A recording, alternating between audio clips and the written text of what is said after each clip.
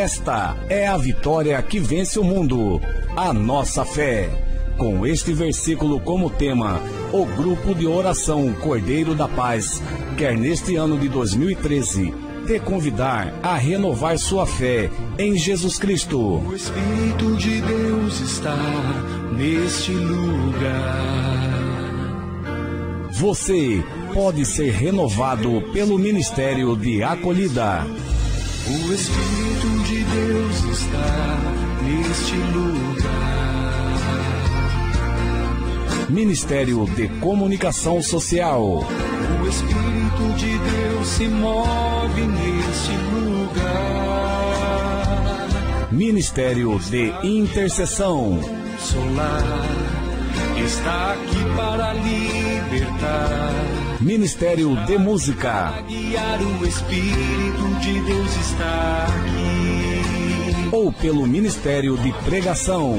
Toca minha mente e meu coração, enche minha vida do teu amor. Todos nós da Renovação Carismática Católica de Mato Grosso queremos compartilhar o amor de Deus e o Espírito Santo com você. O Espírito de Deus está neste lugar. Grupo de Oração Cordeiro da Paz. Esta é a vitória que vence o mundo. A nossa fé. O Espírito.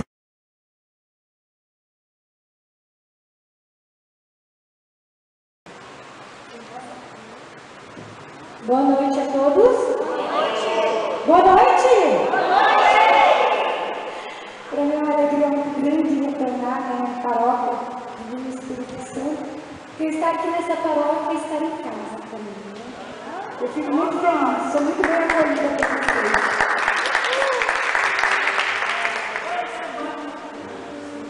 Pois é, não tem problema, eu vou buscando, eu vou pros lados. Ó, Jesus querendo falar com vocês, ó. É profético.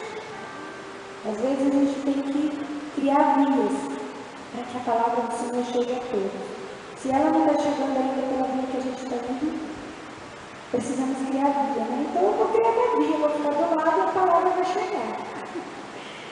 Vocês já me conhecem, meu nome é Célia, para quem não me conhece, eu tenho 32 anos. Sou solteira, moro com minha mãe, minha irmã, minha sobrinha. Nesse tempo, Deus tem me agraciado grandemente, né? Além dos grupos de oração, Emanuel, né? Deus conosco, na Praça do Povo, o grupo de oração Arcanjo São Miguel, presídio de Cabué, e o grupo de oração Nova Aliança Santa Clara, lá no Governo Feminino. Deus também tem me confiado nesse tempo, né? A assumir a promoção no estado de Mato Grosso. E hoje o nosso tema, encerrando, né, esse dia de hoje, que continua amanhã, né, amanhã nós daremos sequência, frutos do Espírito Santo. Este é o tema que o Senhor determinou. Para que a gente possa entrar nesse tema, eu gostaria que uma pessoa pegasse rapidamente e separasse a palavra para que a gente ganhasse tempo. João 15, de 1 a 8. Eu quero que uma pessoa pegue João 15, de 1 a 8. Amém? Eu quero que outra pessoa pegue João 13. Quem vai pegar João 15? Levanta a mão. Zé. Agora outro. João 13. Vai ler alto. João 13, de 34 a 35. Quem vai ficar? Dona Maria. Eu quero Lucas 1, 44. Você vai pegar só essa palavra. Lucas 1, 44. Quem vai pegar? Então tá. E a última pessoa eu quero que pegue Apocalipse 2, 10. Amém? Então tá. Eu vou pedir vocês lerem. Isso, Apocalipse 2, 10. Vamos lá, João 13.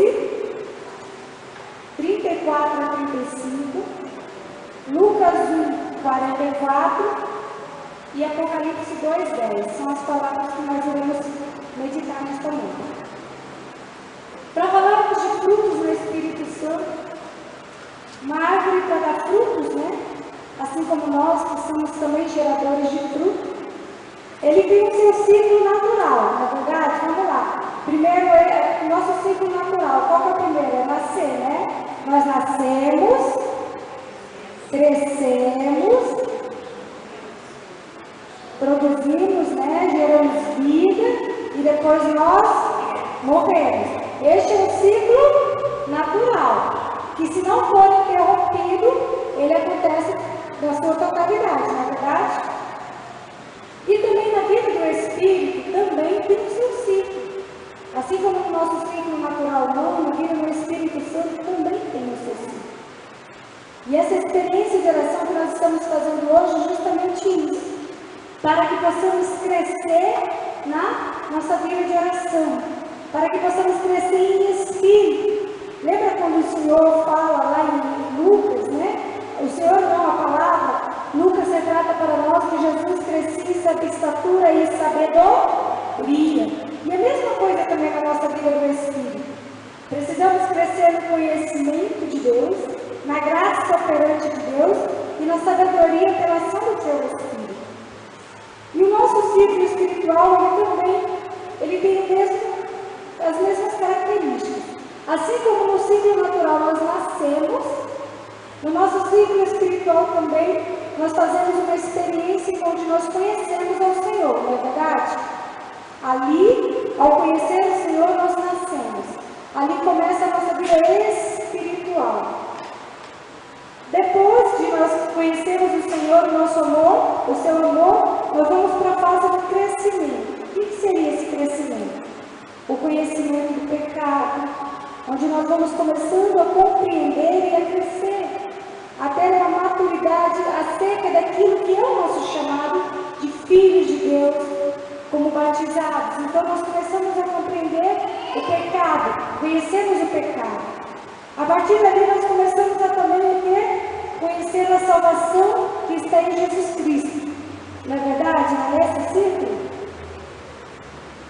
E até nós chegarmos, tudo isso acontece pela ação do batismo do Espírito Santo, que é essa etapa do crescimento. E aí chega então a etapa que o Senhor nos chama a produzir muitos frutos.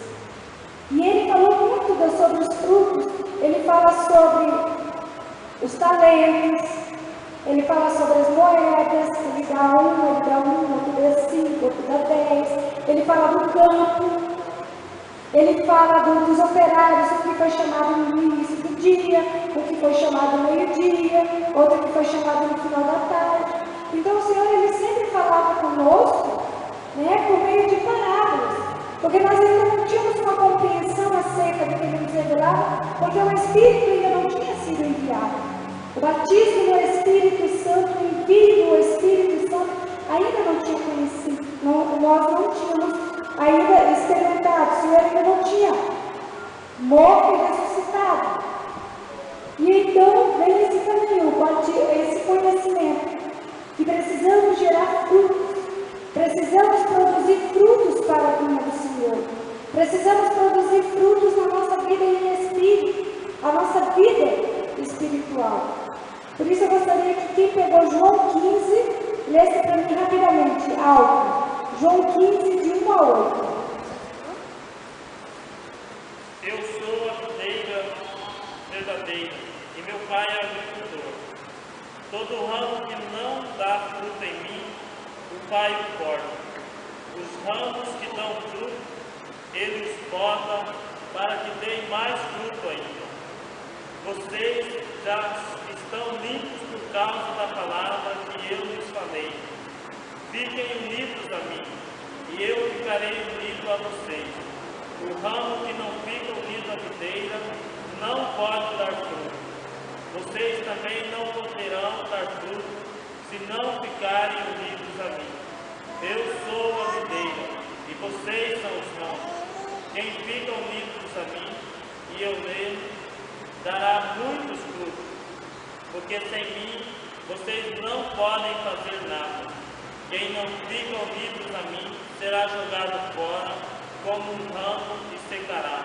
Esse ramo são ajuntados, jogados no fogo e queimados. Obrigada, Zé. Aqui o Senhor ele já falava de maneira bastante clara, né? Acerca desses frutos que precisam produzir. E o que seriam esses frutos que o Senhor chama-nos? A produzir frutos, a estar enxertado nele, a se alimentar dele e dele produzir os frutos. Porque não são frutos nossos, mas são frutos do Espírito Santo que são produzidos em nós. Deus que produz os seus frutos em nós. E muitas vezes esses frutos, eles não são tantos os sinais grandes, onde muitos almejam. Sinais de milagre, sinais de poder, sinais de autoridade. Porque os sinais de milagre, de poder, de autoridade, onde o Senhor entrava, o coxo andava, onde o Senhor tocava e o cego enxergava, não eram sinais que o Senhor queria manifestar, mas eram sinais que aconteciam por causa do reino que chegava. Então a luz que entrava sobre as trevas, e por isso esses sinais aconteciam. Mas o Senhor ele nos chamava, assim como ele chamou a Nicodemos, a dar-nos sinais maiores, sinais em espírito e em verdade. E quais são esses sinais? Sinais de conversão. Não foi assim a conversa dele com Nicodemos? É preciso nascer da água e do Espírito. É preciso nascer. E nós precisamos nascer. E uma vida nascida em Deus é uma vida que reflete daquele que nasceu. Se nós verdadeiramente nascemos em Deus, a nossa vida ela testemunha por si própria que nascemos do Senhor. Porque a nossa vida é uma continuidade da ação de Deus na terra. É uma continuidade da ação de Jesus na terra, na humanidade.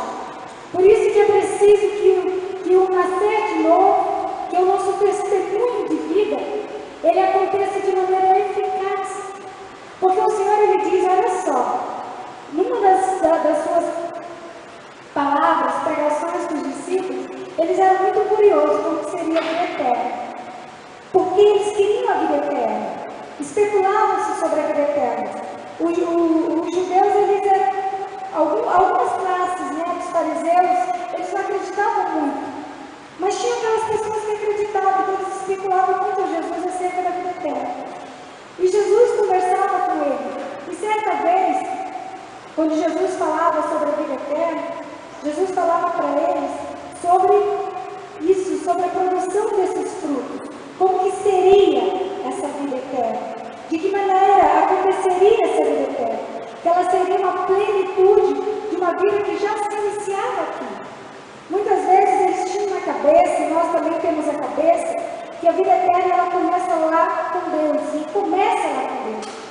Mas o início dela, a vivência dessa vida eterna, a experiência dessa vida eterna, ela precisa acontecer aqui. Porque senão as pessoas não crerão, senão as pessoas não acreditarão, se as pessoas não verem a ação da palavra de Deus que se realiza, que acontece e que vivifica aqui, como é que elas vão crer nessa palavra que virá, que acontecerá de maneira definitiva na eternidade? Muitas vezes o Senhor, em uma dessas palavras, ele dizia para os discípulos, né? E nós lemos, acho que há 2 domingos atrás, que o Senhor falava sobre o julgamento, que viriam umas pessoas na hora da festa, bateriam na porta, e então o Senhor sairia na porta, né? E ele perguntaria: o que vocês querem? Eles diziam que queriam entrar, mas aí o que Jesus responde? Eu não os... O que ele responde? Eu não os conheço. Mas Senhor, nós pregamos na sinagoga, nós comemos contigo, Senhor. Nós estávamos contigo, como é que não nos conhece? E então ele manda que se afaste e ali se fecha a porta do banquete. Se fecha a porta da festa, do banquete do Cordeiro. E isso também, meus irmãos, é um risco muito sério conosco. Porque para nós não adiantará nada, de forma alguma não adiantará nada, levarmos multidões para Deus, se nós não formos salvos. Se nós não alcançarmos a salvação. De nada adiantará uma pregação eloquente, um ministério que atua com autoridade, poder, milagres, cura, nossos grupos de orações lotados, se eu, Célia, não for salvo. E como é que eu vejo sinais da salvação na minha vida? Pela minha transformação, pelo meu nascimento com Cristo, pelas minhas ações concretas. Porque este reino a qual nós alcançaremos, este reino a qual o Senhor nos chamou, a qual nós ganhamos a salvação, a qual Ele nos redimiu do pecado, que será um reino eterno junto com Deus, Ele precisa se manifestar também aqui. E os sinais dessa salvação, ela acontece quando a minha vida ela já não é mais minha, mas se passa a ser uma vida própria do próprio Cristo. Não era isso que Paulo falava? Não sou eu que vivo, mas é Cristo que vive em mim. Já não é mais a minha vida, mas é a minha vida encarnada na vida de Deus. Deus que se encarna, Deus que pelos seus sinais são manifestados pela minha vida. Os sinais de Deus que se encarnam e se manifestam no meio onde eu vivo, pelos sinais e testemunhos da minha vida. Por isso que muitas pessoas, elas fazem longas caminhadas com o Senhor. Nós vemos grandes pessoas fazendo grandes sinais no nome de Deus. Mas são pessoas que a gente não consegue ver sinais na vida dela. Vocês já tiveram experiência disso? Pessoas que não conseguimos ver sinais de Deus na vida dela. E eu não estou falando só do pecado, não. Eu estou falando, por exemplo, de pessoas que pregam de maneira com autoridade, intercessores que intercedem com autoridade sobre causas impossíveis. E quando essa pessoa se depara com uma situação impossível, ela entra em completo desespero. Quando ela passa por um momento de provação, por um momento de dificuldade, o que acontece com ela? Ela é a primeira a deixar o barco. Ela é a primeira a abandonar a mesa. Ela é uma pessoa que você olha nela e não vê nela uma fé firme, uma esperança. Você não consegue encontrar nela uma força de Deus que te impulsiona a crer. E eu dizia isso para o Serginho, hoje, nesta noite, na hora que ele estava saindo. Eu falei, irmão, que bom que eu cheguei para ouvir o seu testemunho. Porque me chamou a atenção, não foi a sua conversão, que é uma graça de Deus. Mas o que me chamou a atenção foi a fé daquele jovem que os convidou para ir ao grupo de oração. Porque ali ele tinha certeza que a ação não era a ação dos homens que acontecia. Ele conhecia a experiência e o poder de Deus e sabia que Deus honraria aquilo que ele estava chamando aqueles jovens. Era uma pessoa convicta da ação de Deus. É uma pessoa que testemunhava em Deus vivo e ressuscitado, porque ele cria verdadeiramente naquilo que ele falava. Isso são frutos. Isso também são testemunhos de uma pessoa que verdadeiramente fez uma experiência com Deus. Uma verdadeira experiência não somente da boca que fala, mas a vida que vive, é uma vida que prega. É uma vida que prega verdadeiramente. Quantas pessoas às vezes passam por situações tão difíceis? Para mim poder entrar no tema sobre os frutos, já estou falando deles, como por exemplo Marta, Lázaro e Maria. Imagine o testemunho dessas três pessoas.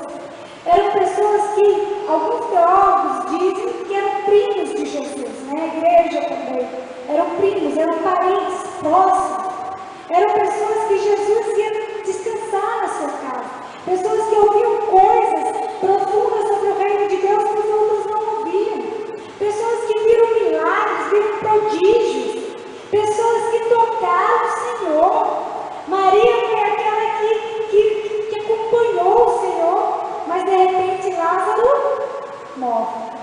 E eles não sabiam que todos morreriam? Sabiam. Jesus já não tinha falado para eles acerca da esperança na vida eterna? Tinha. E por que eles se desesperaram? Por que entraram em desespero? Jesus se depara com Marta aflita, chorando, desesperada, e questionando Jesus porque Lázaro tinha morrido e ele não esteve lá para impedir a morte. Jesus passa por Marta, vê que ela não compreende nada, encontra com Maria. quando chega em Maria, acontece a mesma coisa. Ou seja, pessoas que acolheram a palavra de Deus, acolheram a palavra de vida do Senhor, mas não fez com que essa palavra criasse vida em si. Acolhe a palavra de vida, acolhe o Senhor que é vida, mas não acolhe e não deixa em si esta palavra venha vida, não deixa na sua vida e na sua história o Senhor venha a vida. E a mesma coisa, meus irmãos, Deus nos chama hoje nessa experiência de oração, a produzir frutos para o seu reino e frutos para a nossa conversão. Porque o que são os frutos do Espírito Santo? Senão sinais de pessoas que estão se aproximando de Deus. Quanto mais frutos eu dou, é muito mais perto eu estou do Senhor.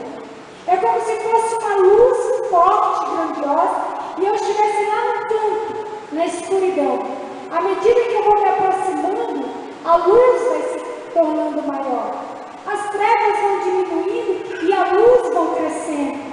E os frutos nossos, nosso testemunho de vida, são sinais da nossa proximidade, da nossa intimidade com Deus, da nossa vida fiel com o Senhor. Porque aquele que crê e espera no Senhor, seu coração não se desespera. Aquele que crê e acredita na palavra de salvação do Senhor, ele não corre o risco de perder a sua vida por causa do pecado. Ele não quer correr o risco de perder a salvação de estar junto de Deus por causa de uma satisfação na sua carne. Aquele que verdadeiramente deixa a palavra de Deus gerar vida e encarnar, se torna uma verdade em si, ele não deixa e não troca o Senhor por nada. Ele passa a ser uma pessoa fiel e servidora ao único e verdadeiro Deus. Ele não perde mais tempo com as coisas deste mundo. O seu coração não descansa mais fora de Deus. O seu coração não almeja mais nada fora do Senhor. Porque ele encontrou com a árvore da vida, ele se saciou na árvore da vida. E a sua vida se torna então uma árvore, galhos. Ela se estende e começa a saciar os outros. Ela se estende e começa a alcançar os outros e começa a transformar os outros. Mas esses frutos, essa vida do Espírito, ela só acontece na minha vida e na sua vida se verdadeiramente deixamos Deus ser Deus, se acreditamos, se buscamos. Quantas vezes vamos para a fila de confissões e saímos de lá arrasados, arrebentados? Eu não sei com vocês, mas a confissão é um processo muito doloroso para mim. É um processo de morte. Porque eu encontro com o meu pecado. Eu encontro com a minha miséria, o que sou, o que verdadeiramente sou. Mas é uma miséria que se encontra com uma misericórdia de um Deus grande e imenso.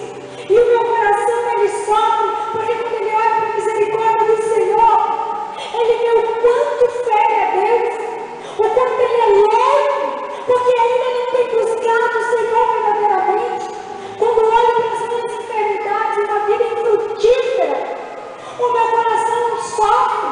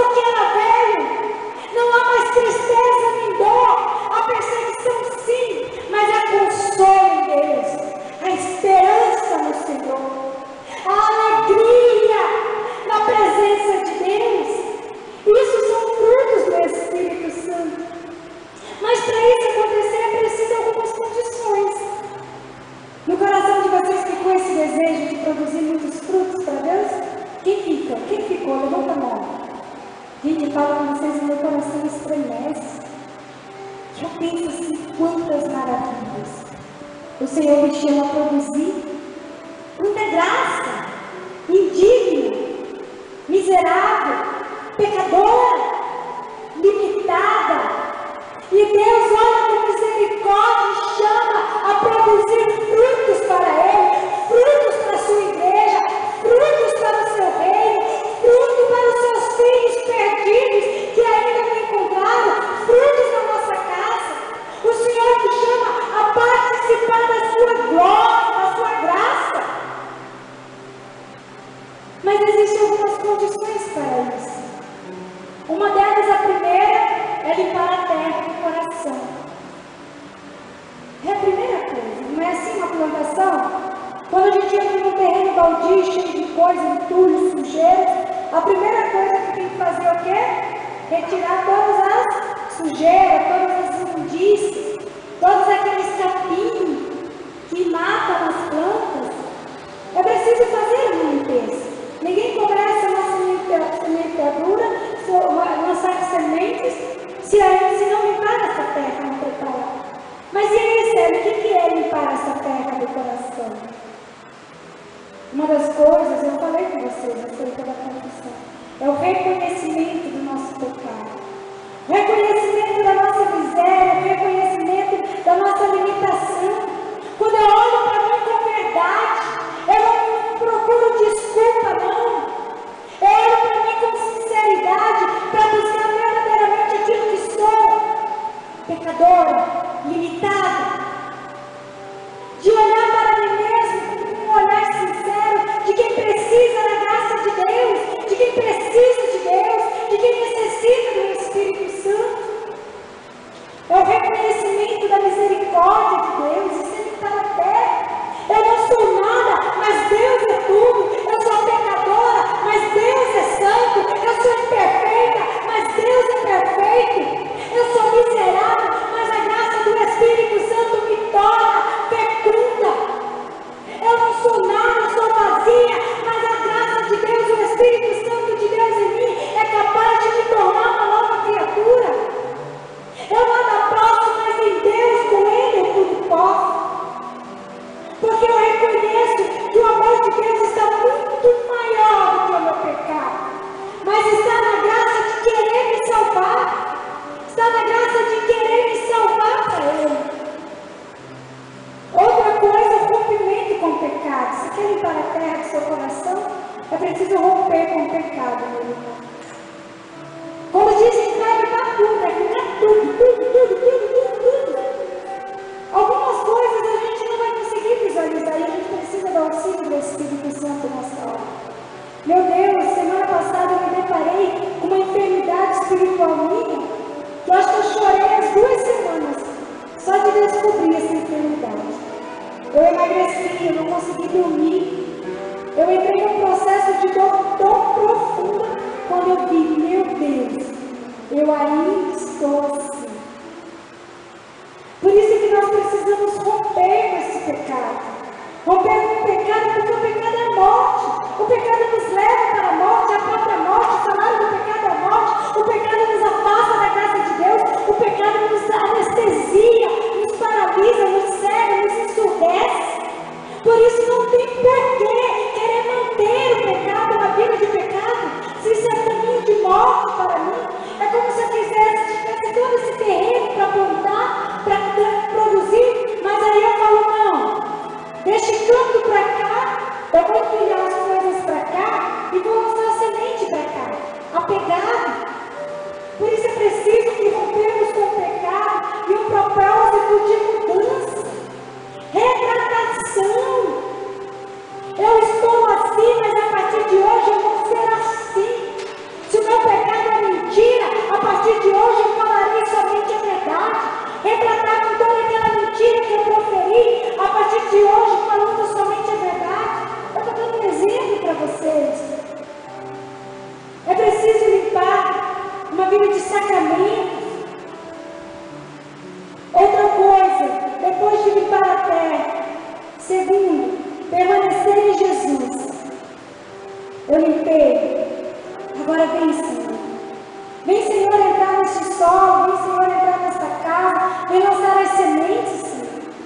fecundar, porque o que eu tenho para te oferecer é só uma terra vermelha, improdutiva, uma terra que não serve para nada.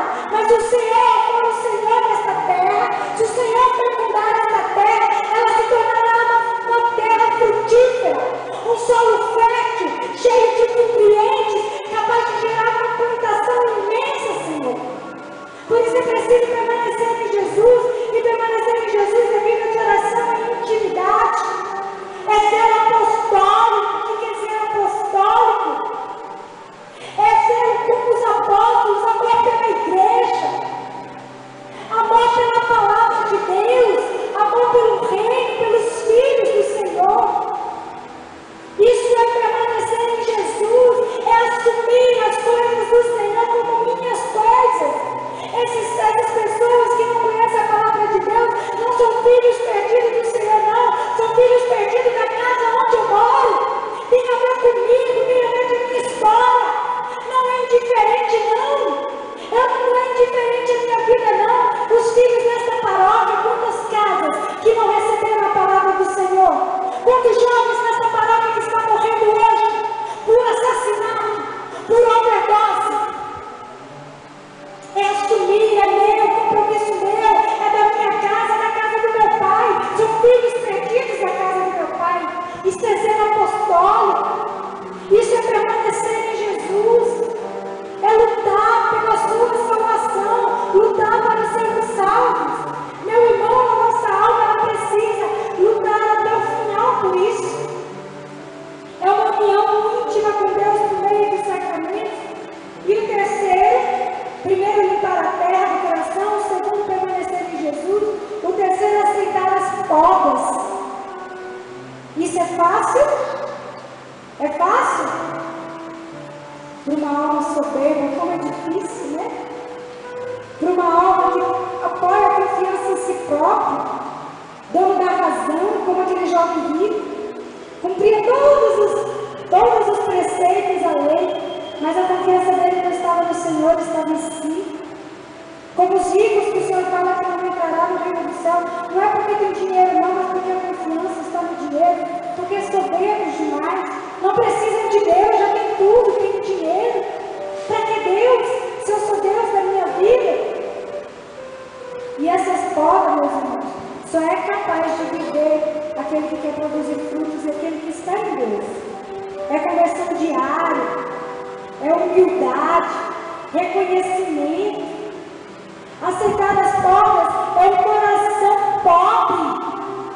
Presta atenção naquilo que eu vou falar para vocês. O Senhor disse muitas vezes que o reino dos céus, ele falava muito do reino voltado para os pobres, né? E o Papa tem falado isso. Não é o tempo que o Papa tem falado dos pobres. Mas, irmãos, não é pobre de dinheiro, não. Tem pessoas pobres de dinheiro, mas é pobre de espírito. O que é uma alma? Uma alma pobre de espírito. É uma alma que não encontrou Deus. Uma alma que não está purificada da graça de Deus. E o que é esse chamado do Senhor para este reino? Desculpa, eu falei errado, essa pobreza. Deixa eu corrigir. Essa pobreza que Deus fala, a pobreza do reino, os filhos pobres que Deus nos chama, são aquelas pessoas que têm um coração pobre e humilde para acolher o Senhor. Porque uma pessoa que é soberba, ele não entra no reino dos céus. Isso é aceitar as pobres. É um coração que está pronto para recomeçar todos os dias, se for preciso. É um coração que reconhece que verdadeiramente precisa de Deus. E aqui para nós, nesta formação, eu já vou caminhando para encerrar, porque eu não quero estender essa formação com vocês. Os frutos, eles são divididos de 3 formas. Os frutos que nascem do meu relacionamento com Deus, os frutos que nascem do meu relacionamento com o meu próximo e os frutos que nascem do relacionamento comigo mesmo. Porque encontro a Deus e com Ele eu enxergo o irmão, e porque eu fui capaz de enxergar o irmão, eu tenho condições de viver. E os frutos dos relacionamentos com Deus, um deles é o amor. Uma pessoa que se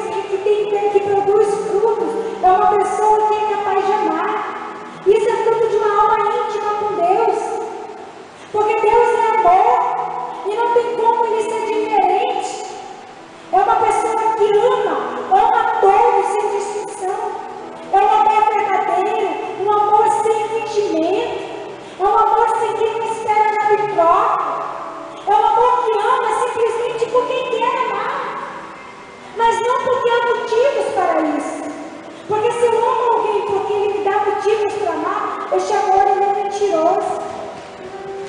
É um amor que quer se aproveitar. Mas se eu amo justamente porque ele não é capaz de amar, aí sim está o verdadeiro amor. Eu tinha lá na Praça do Porto um morador, ele faleceu. Eu acompanhei ele quase 2 anos, seu Benedito. Ele pegou um berne, que é aqueles bichinhos que assentam no lixo, mosca varejeira, né? Aí assenta e cria bicho de coró. A perna dele até o joelho estava tomada de coró. Eu tinha que ir lá toda semana, 1, 2, 3 vezes por semana. Eu parava lá na praça para poder fazer curativo para retirar os coró. Depois que eu consegui retirar tudo, matar tudo, aí ele precisava de um antibiótico. Eu dei um medicamento para ele e aí ele precisava fazer um tratamento com antibiótico, porque ele estava com infecção.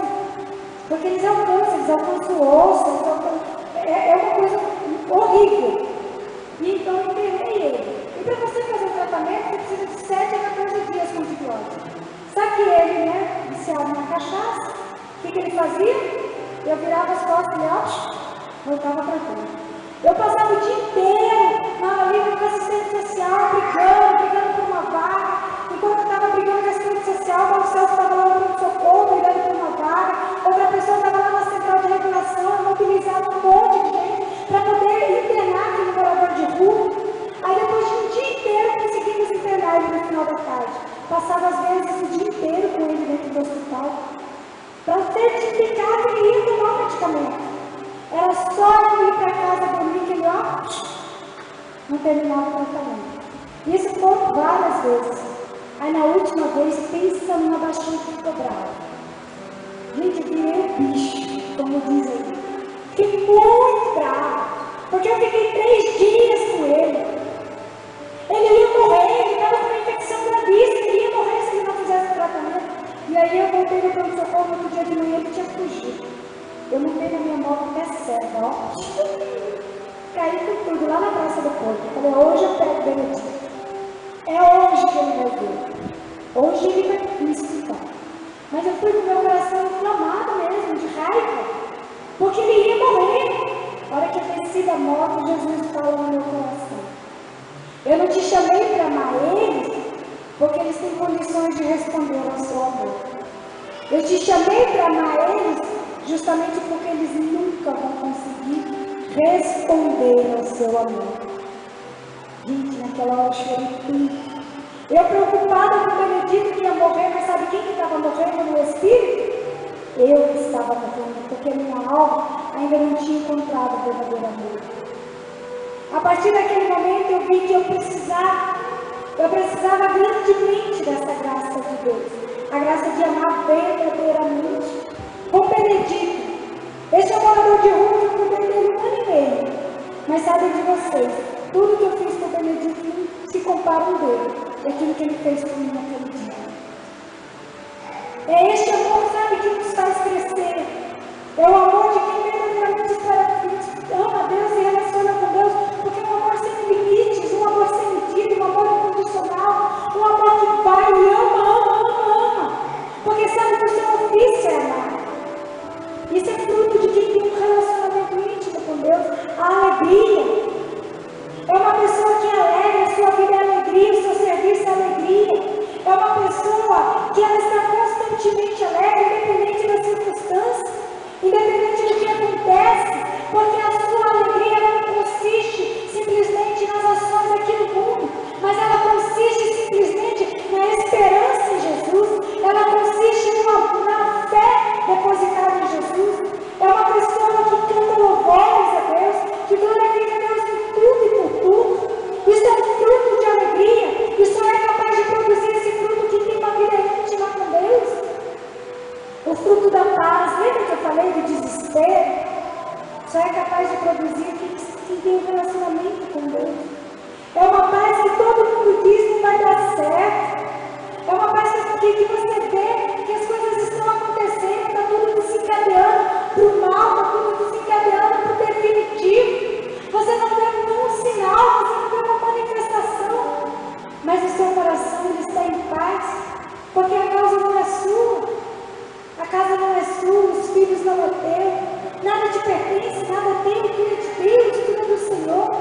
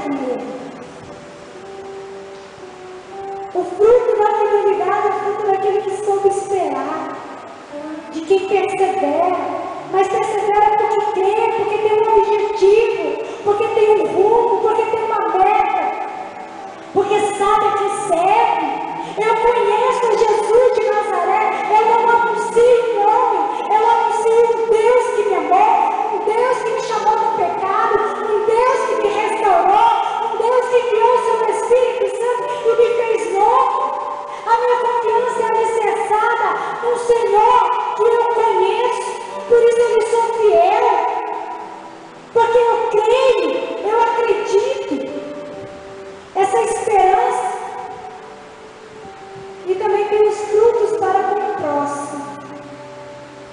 Só é capaz de alcançar o outro quem primeiro alcançou a Deus. Senão a gente não dá conta, meus irmãos. Lembra da história do Benedito? Só é capaz de amar dessa forma quem primeiro amou Deus dessa forma. Amou Deus sem esperar em nada.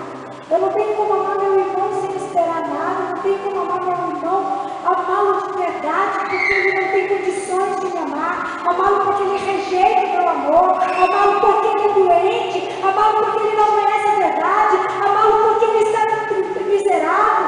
Assim como o Benedito, ele não tinha conhecimento. Quem tinha o conhecimento da necessidade do antibiótico era eu e não ele. Mas amá-lo justamente porque ele não tem tudo aquilo que eu espero que ele tenha. Se eu não primeiro amo a Deus dessa forma, amá-lo porque eu não espero nada em troca, amá-lo mesmo que a minha casa não se converta, amá-lo mesmo que a minha história não aconteça os sinais de Deus, amá-lo mesmo que aquele sonho que eu tenho, aquele projeto que eu tenho não aconteça. Se eu primeiro não faço essa experiência que eu estou com Deus, eu não tenho como fazer com o próximo. E os frutos para com o próximo é a bondade, é a misericórdia. Lembra do bom samaritano? A misericórdia de quem se compadece. Lembra da viúva de Naim? Jesus não tinha nada a ver com aquele velório. Jesus nem estava fazendo parte daquele cortejo. Aquele velório passou na história de Jesus, passou na vida de Jesus, e ele não foi indiferente. Quando ele olha para aquela viúva de Naim, ele sofre, a palavra diz que ele se compadece. O Senhor se compadece, enche de amor, de misericórdia, porque ela iria ficar sozinha. E então Jesus chama para a vida o único filho que ela tinha.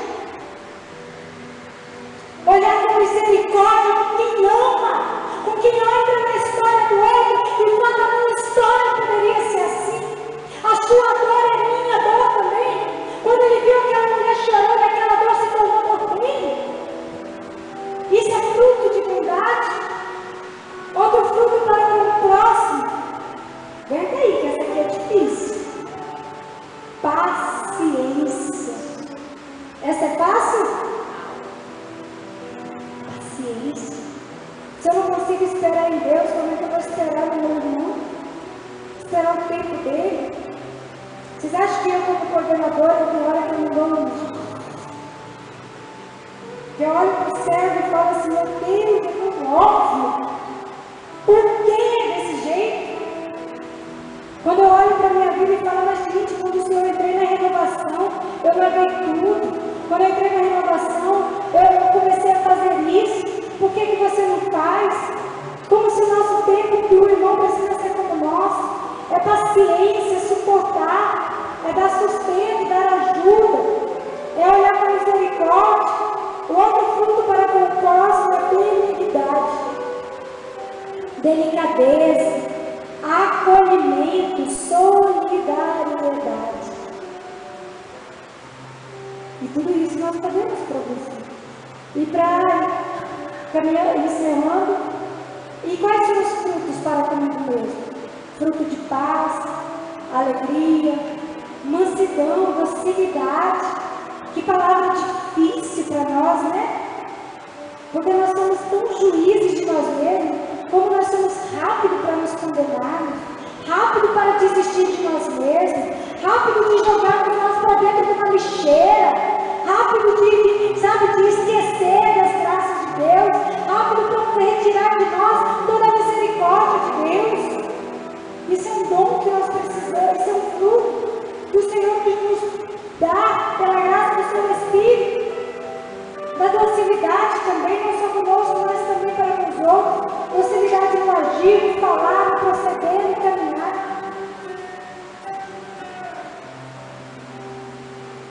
Temperança, autodomínio, disciplina, persistência, santidade. Temperança, autodomínio da sua faculdade, do seu conhecimento, autodomínio das suas ações, das suas paixões. Como Paulo diz, tudo é permitido, mas nem tudo me convém. O meu corpo quer isso, a minha mente diz isso, a minha inteligência fala isso. Gente, vocês não sabem o quanto que eu lutei